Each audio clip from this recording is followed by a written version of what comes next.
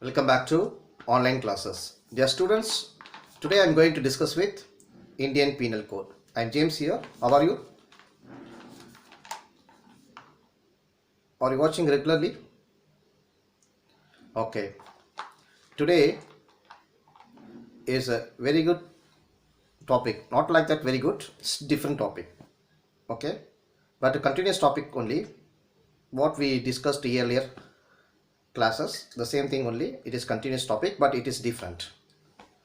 What different? Criminal misappropriation. That also different one, no?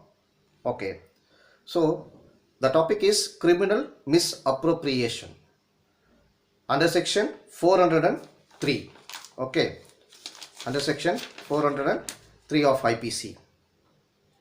Okay. Okay, student.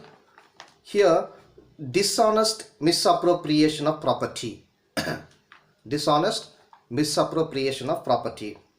Whoever dishonestly misappropriates, okay, or converts to his own use any movable property, okay, or converts to his own use any movable property shall be punished with imprisonment of either description for a term which may extend to 2 years, or with the fine, or with both, as per section 403 of IPC.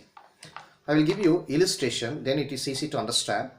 Here A is a person, okay. A takes property belonging to Z out of Z possession in good faith, believing at the time when he takes it that the property belongs to himself.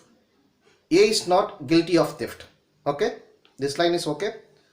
But if A, after discovering his mistake, dishonestly appropriates the property to his own use, now he is guilty of an offenses under this section. That is called criminal misappropriation.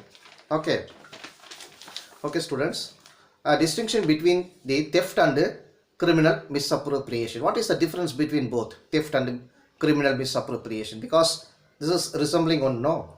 So, okay, the first point, the theft, the property is taken out of the possession of another person and the offense is complete as soon as the property is moved.